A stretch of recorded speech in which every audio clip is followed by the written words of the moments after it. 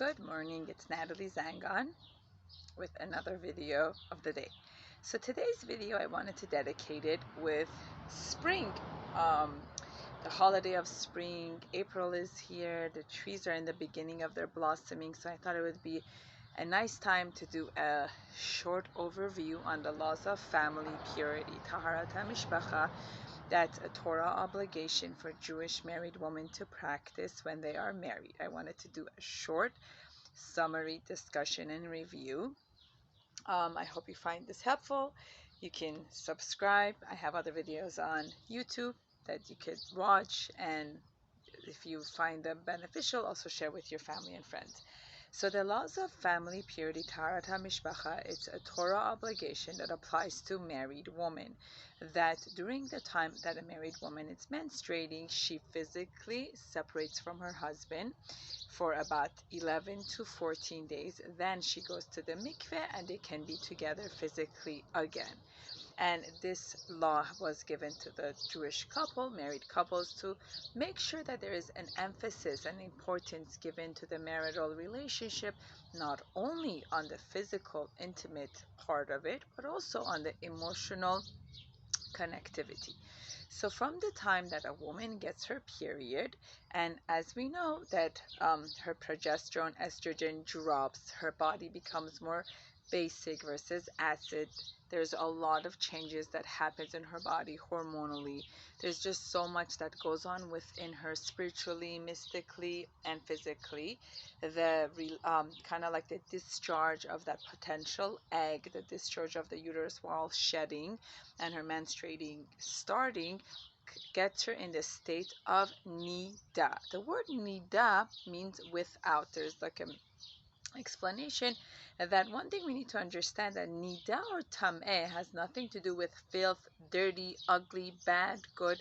All it has to do is that this woman is now in a state of tameh, in a state of nida, meaning that she had a potential egg inside of her that was released from her ovaries that had the potential of becoming a child.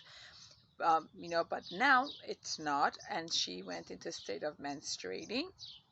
So that potential life is released, getting released from her body. So her status goes from having that potential life to being without it. So the nida and tameh means now she's in a state of spiritual lessness. That spiritual potential life that was in her did not turn into pregnancy, so she's in a state of nida. So I wanted to show you this artwork that I did that I just thought was so resemblance of what we learn about the laws of Taharat HaMishpacha.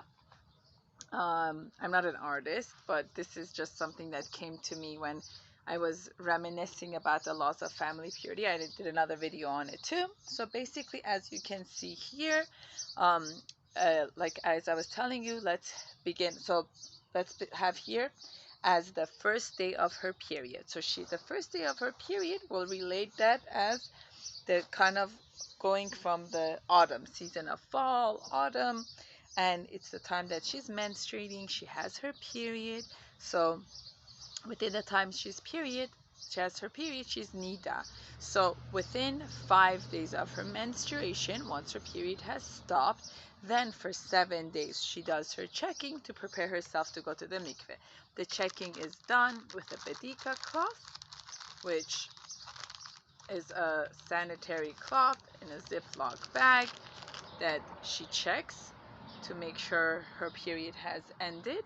And then if there are certain questionable colors, certain questionable that she's not sure if the menstruation has fully ended or not, there's particular rabbanim that specialize in looking into it and letting her know whether this is clear or not. So if you have more questions, you can call and ask your local rabbi. Those cloths are called bedika cloth. Bedika comes from bodek, to check.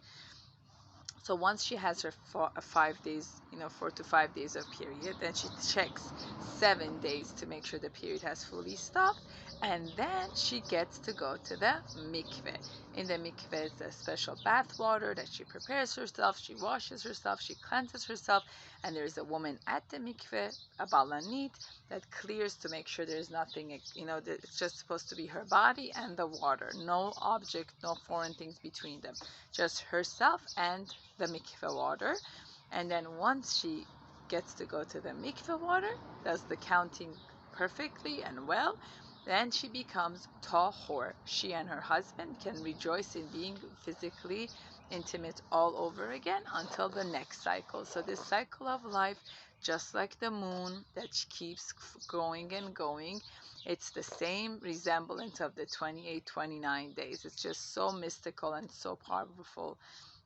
And that is the strength of the woman, that her body every month goes through like all the seasons. After the ovulation takes place, then she has the potential life is within her. So I compared that to spring. So she goes from autumn to winter to spring to summer, autumn, winter. So then the potential life is in her, and she has the 12 to 14 days of being physically together, being intimately together, being romantically together. So the Jewish law teaches the couple about having that balance of formality and then having that connectivity with physical, intimate connectivity. And in a healthy marriage, you need to have a balance of both sides.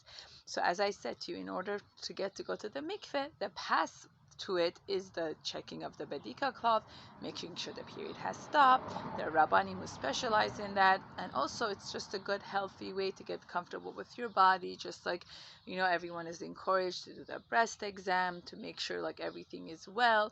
Torah teaches us a lot about prevention, self-care, and just kind of like the body, the Jewish woman's body is a holy sanctuary, and it needs to be maintained and taken care of with all respect and dignity. We're like the reserved table, that it's just a reserved, sanctified body that needs to be treated in a certain way, because we are Kodesh LaHashem, because we are holy to God. This is Natalie Zangon. Thank you so much for watching.